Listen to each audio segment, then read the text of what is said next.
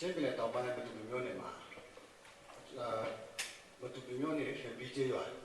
ကောင်းမီတွေကပို့ထုတ်နေဆက်ဖြစ်တယ်အဲ့ဒီချိန်မှာလူတူအက်က30ကိုလူတူတယောက်တည်းပဲခန်းစားမဲ့တဘောရောက်တယ်အဲ့ဒါကခံပြီးတော့ကျွန်တော်ဆက်တွေ့ရကျွန်တော်ကြားသိရှိရတယ်နံပါတ်1နံပါတ်2ဒီခဲတဲ့ resort အသေးစားကြားသိရှိရတယ်ကျွန်တော်ချက်ပြန်လေရုပ်သိမ်းထားတဲ့အနေထားကိုကျွန်တော်သိချင်ပါတယ်ခင်ဗျာအဲ့တော့ကျွန်တော်အားလုံးများဒီစီကြဒီလိုတဲ့ဆက်ဆံရေးပွဲမှာကျွန်တော်ကြည့်ကြနိုင်ပေးမလားလို့ကျွန်တော်ပြောနေချင်ပါတယ်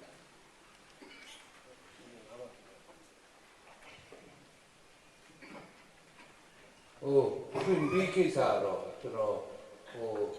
အသေးစိတ်တော့ကျွန်တော်ပုံမှန်လည်းပြောမဖြေနိုင်သေးဘူးဒါပေမဲ့ကျွန်တော်တို့ comment layer ပေါ်တဲ့ policy ကကျွန်တော်လေသမားတွေမြင့်မတက်တာနဲ့ဖွဲဝေပြီးတော့ဒီပုံစံတစ်နဲ့ပုံစံခုနှစ်ရတဲ့ခေပေါ့နော်လုပ်ပြီးမှုဖြစ်ပါတယ်ဆိုလိုတာကတော့ကျွန်တော်တဦးတယောက်အတွက်ကိုနိုင်ငံတော် budget နဲ့အဲ့လိုဆောင်ရွက်ပေးတာမရှိပါဘူးတကယ်လို့ဘာဖြစ်ရလဲကျွန်တော်သက်ဆိုင်ရာဌာနနဲ့ဝင်စင်စစ်စစ်ပြီးတော့ပြန်စစ်စစ်ပြပါပုဂ္ဂိုလ်တဦးတယောက်တည်းအတွက်ပေါ့နော်တယောက်ရဲ့ကောင်းကျိုးအတွက်ကျွန်တော်ဆောင်ရွက်တာမဟုတ်ဘူးပြည်သူတွေအားလုံးမျှတပြီးတော့ခံစားနိုင်ဖို့အတွက်ဆောင်ရွက်ထားတာဖြစ်တဲ့အတွက်ဒါကိုလည်းကျွန်တော်မြင့်မြတ်တရဖြစ်အောင်ပေါ့နော်ကျွန်တော်ဆောင်ရွက်ပေးပါမယ်နော်ကျေးဇူးပါကျေးဇူးတင်ပါတယ် resort ကိစ္စOkay,ကျွန်တော်တို့ resort နဲ့မှမှရှိတယ်ဝန်ပူရတဲ့စစ်ကိစ္စကိုမိတဲ့ဥစ္စာကျွန်တော်ပြပါမယ်။ So ဝန်ပူရတဲ့စစ်ကကျွန်တော်တို့18ဘတ်ဂျက်မှာဒီလွတ်တော်မှာဒီပြပြီးတော့မှ6.2ဘီလီယံနဲ့ရတဲ့စစ်ကိုလုံးမယ်ဆိုပြီးတော့ຢာထားခဲ့တာဖြစ်ပါတယ်။ချင်းပြည်နယ်အတွင်းမှာရတဲ့စစ်လုံးမဲ့3-4နေရာထဲကမှအဲ့ဒီတနေရာကိုຢာထားဖြစ်ပါတယ်။ငကိုတော့ကတော့ resort ရတဲ့စစ်ကို400ကီလိုဝတ်ပဲထုတ်ဖို့ဒီဇိုင်းအရထွက်ခဲ့ပါတယ်ဒါပေမဲ့လက်စီဒါကပိုရရှိဖို့ဆိုပြီးတော့နောက်ထပ် service ဆင်းနေရှင်မှာ1.2 megawatt ထွက်ပြီးတော့မှကုန်ကျစရိတ်က6.2ဘီလီယံ30ကိုရထားဖြစ်ပါတယ်အဲ့ဒါလေလွှတ်တော်မှာတော်တော်ကိုအကျိတ်နဲ့ဆွေးနွေးပြီးမှအဲ့ဒါနောက်ဆုံးလွှတ်တော်ရဲ့သဘောတူညီချက်အစိုးရဖွဲ့ရဲ့ခွင့်ပြုချက်နဲ့ဒါကိုဆောင်ရွက်တာဖြစ်ပါတယ်ဆိုတော့သူကစီမံကိန်းကာလက3နှစ်လောက်ရထားတာဖြစ်ပါတယ်ဆိုတော့18ဘတ်ဂျက်မှာတန်း900ထည့်ပြီးတော့မှကျွန်တော်တို့မြေရှင်းတဲ့လုပ်ငန်းတွေကိုလုပ်ပါတယ်။နောက်18ဒီမီနီဘတ်ဂျက်မှာကျတော့ကျွန်တော်တန်း1000ထည့်ပြီးတော့မှဒီရေပြုံလုပ်ငန်းကိုကျွန်တော်တို့လုပ်ခဲ့ပါတယ်။အဲ့ဒီမှာ1.7ဘီလီယံကျွန်တော်တို့သုံးထားပြီးဖြစ်ပါတယ်။ဆိုတော့အခုနောက်ထပ်18ဘတ်ဂျက်မှာကျွန်တော်တို့တန်း1050ထည့်ခဲ့ပါတယ်။နောက်19-20မှာလည်းတန်း1200ထည့်ခဲ့ပါတယ်။ဒါပေမဲ့ဒီအခုပြီးခဲ့တဲ့လွှတ်တော်မှာပဲကျွန်တော်တို့အကျိတ်နေဆွေးနွေးပြီးတော့မှဒီရတဲ့ဆက်ဟာအခုထပ်လုပ်ဖို့ဆိုရင်1.2 megawatt ရဖို့အတွက်ကိုနောက်ထပ်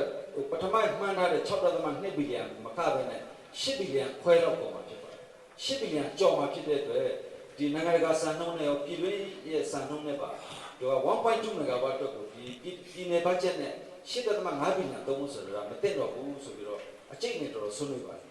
ဒီလွှတ်တော်မှာဆွေးနွေးတယ်ကျွန်တော်ပြည်နယ်ဆိုအနေနဲ့ရှင်းပြောပြတာနောက်ဆုံးဒါကိုရက်တက်မှာမဟုတ်ဘူးခက်တက်ဆိုင်ရမယ်ဆိုပြီးကျွန်တော်တို့အတည်ပြုခဲ့ပါတယ်။ဘာကြောင့်ဆိုင်ရလဲဆိုတော့ကျွန်တော်တို့ဒီအခုလာမယ့်19-20ဘတ်ဂျက်တို့အခု18-19ဘတ်ဂျက်တို့မှာလေကျွန်တော်ကျေးလက်လမ်းတွေမှာပေါက်တဲ့နေရာတွေရှိတယ်။ငါတလာလမ်းတွေမှာပေါက်တဲ့နေရာတွေအများကြီးရှိပါတယ်။ဆိုတော့အဲ့ဒီတော့ကို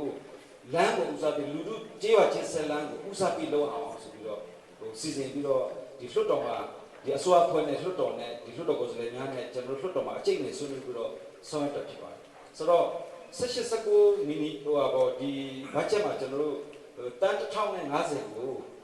ဆက်မလို့တင်နာအောင်ပြီးသားပါတင်နာပေးပြီးသားဒါပေမဲ့လောလောဆယ်ကတော့ကျွန်တော်တို့က8.5ဘီလီယံလောက်ပုံမှာဖြစ်တဲ့ဒီလောကခဏဆိုင်ထားမှာဖြစ်မယ်နောက်ကျမှကျွန်တော်တို့နိုင်ငံခြားကချင်းငွေဥမာကျွန်တော်တို့အခုဆိုဆက်သွယ်ထားလို့ဆိုရင်ဒီအော်စတြီးယားနိုင်ငံကနေပြီးတော့26နှစ်ခွဲချင်းငွေအဲ့ဒါကချင်းငွေကလည်းရှည်တယ်ပထမ7နှစ်မှာဘာမှဆက်စရာမလိုဘူးကျန်တဲ့14နှစ်ကျမှပြချင်းငွေဆက်တဲ့စနစ်မျိုးအဲ့ဒါကိုကျွန်တော်တို့ကဆက်သွယ်ပြီးတော့အဲ့ဒီစီမံကိန်းကိုသူတို့နဲ့လုပ်ဖို့အတွက်ကိုပြည်တော်စုရဲ့ဒီလွှတ်တော်ပြည်တော်စုလွှတ်တော်သဘောတူညီရရင်လုပ်ဖို့လည်းရထားပြီးသားပါ ဆိုတော့လောလောဆယ်မှာတော့စီမံကိန်းတန်ဖိုးဟာများလုံးတဲ့အတွက်ဆိုပြီးတော့ဒီကျေးလက်လမ်းဒီကိုအဆင်ပြေအောင်ဆောင်ရွက်တာဖြစ်ပါတယ်ဆိုတော့ပထမလုပ်တဲ့18-19ဘတ်ဂျက်ရဲ့တန်း1050ကိုကျွန်တော်တန်း50ကိုခြံပြီးမှတန်း1000ကိုကျွန်တော်တို့ဒီ GRF ကိုတွင်းပြီးမှအခုဆိုရင်ကျွန်တော်မြို့သစ်5မြို့ရှိပါတယ်မြို့သစ်5မြို့ဖြစ်တဲ့ဝေကူလာနောက်နှရိနောက်ပြီးကျင်းသွေးမကွေတို့စုခွားဆိုတဲ့မြို့5မြို့တက်ကိုဒီလက်စစ်ရရှိဖို့အတွက်ကျွန်တော်တို့ဒီမိဆက်300 kg မိဆက်နဲ့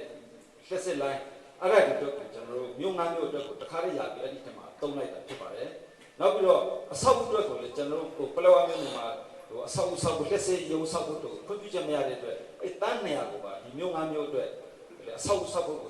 တို့မြို့တစ်မြို့တန်း40စီနဲ့အားလုံးပေါင်းမြို့5မြို့အတွက်ကိုတစ်မြို့တန်း240စီနဲ့ကျွန်တော်တို့ရာထားပြီးတော့အခုဆောင်ရွက်လက်ရှိပါတယ်ဒီမြို့4မြို့ကိုတော့ကျွန်တော်ဒီမကြခင်ပေးနိုင်မှာဖြစ်ပြီးတော့မကွေရင်မြို့တစ်မြို့သာလမ်းမကောင်းသေးတဲ့အတွက်ကျွန်တော်အဲ့ဒီဟာကိုဆောင်ရွက်ဖို့နည်းနည်းလေးကြံ့ကြာမှာဆိုတဲ့အကြောင်းကိုဒီမှာဖြည့်ရှင်းလို့ရတယ်နောက်19-20ဘတ်ဂျက်မှာတန်း120ကျွန်တော်တို့ထည့်ထားတယ်တန်း120ကိုလည်းကျွန်တော်တို့အရေးပေါ်တော့နေတဲ့ဒီလုပ်ငန်းတွေငါတလာလုပ်ငန်းတွေနောက်ပြီးတော့ဒီကြိတ်လက်လုပ်ငန်းတွေနောက်ပြီးတော့လွှတ်တော်ရဲ့လိုအပ်ချက်နောက်တစ်ခါဒီ